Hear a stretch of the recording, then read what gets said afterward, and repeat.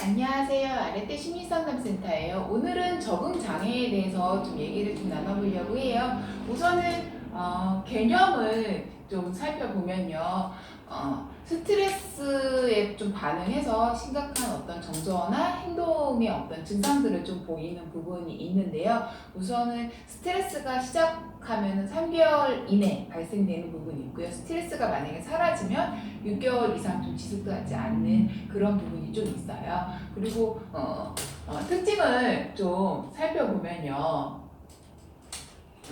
우선은 적응 장애를 좀 판단을 좀 받는 사람들은 자해나 자살 시도가 좀 많고요. 그리고 스트레스 같은 경우에는 단순하거나 복잡하거나 아니면 뭐 나중에 스트레스가 다시 재발하는 경우가 좀 많이 있어요. 그래서 스트레스가 개인이나 뭐 가족이나 어떤 사회생활 아니면 뭐 학교생활에 좀 영향을 좀 주는 그런 부분이 있어요. 그래서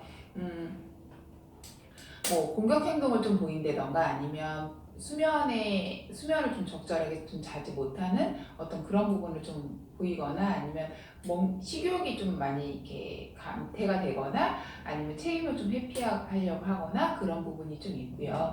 우선은 기질적으로 좀 봤을 때 스트레스가 되게 좀 취약하고 좀 예민한 사람들이 이런 경우가 좀 많이 있고요. 그리고 유아나 아동 같은 경우에는 시체 증상을 좀 동반하는 경우도 있고요. 성인 같은 경우에는 뭐 불안이나 우울을 좀 같이 동반해서 나타날 수 있는 그런 부분이 좀 있어요. 그런 원인을 좀 살펴보면요. 원인 같은 경우에는 지지 체계가 별로 없어요. 그러니까 어떤 자원이나 내 안에 어떤 자원이나 밖에 어떤 자원들이 그렇게 많지 않다라는 거, 그리고 스트레스에 되게 좀 취약하다는 그런 부분이 좀 있어요. 그러면 이런 사람들 어떻게 좀 진단이 내려지느냐 하면은 우선은 아까 제가 개념에서 얘기했듯이 스트레스 시작 3개월 이내에 좀 발생되는 부분이 좀 있고요.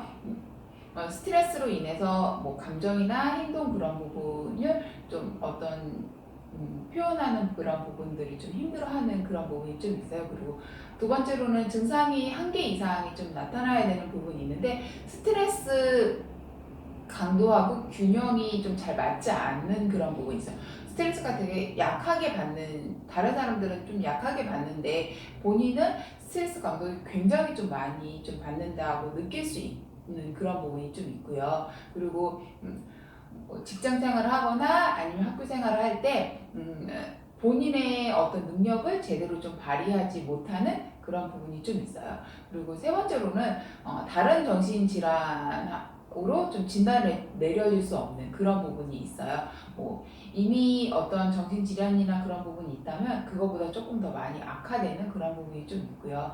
뭐 그리고 나서 애도의 어떤 반응을 한다던 그런 부분은 전혀 없고요. 아까 제가 말씀드렸듯이 스트레스가 만약에 사라지면 6개월 이상 좀 지속되지 않는 그런 부분이 좀 있어요. 그리고 이런 부분으로 인해서 진단이 내려지긴 하는데 좀 확인해야 되는 부분들은 이 사람이 우울을 갖고 있는지 불안을 좀 갖고 있는지 예전에 품위장애를 좀 갖고 있었는지 아니면 정서에 어떤 어떤 정서적인 어떤 문제를 좀 갖고 있는지 그런 거를 좀 확인할 필요성이 있고요.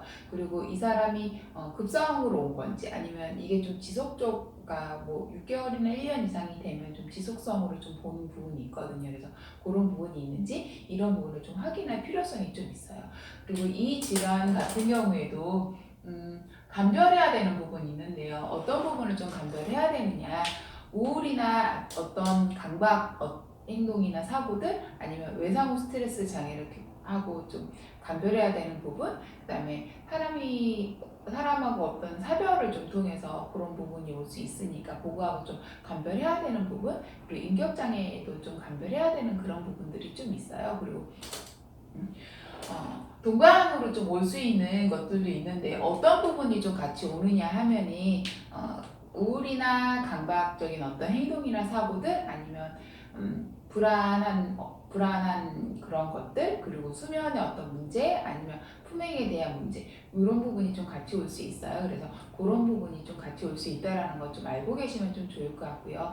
적응장애 같은 경우에는 상담을 좀 어떻게 하는지 간단히 좀 살펴보면요.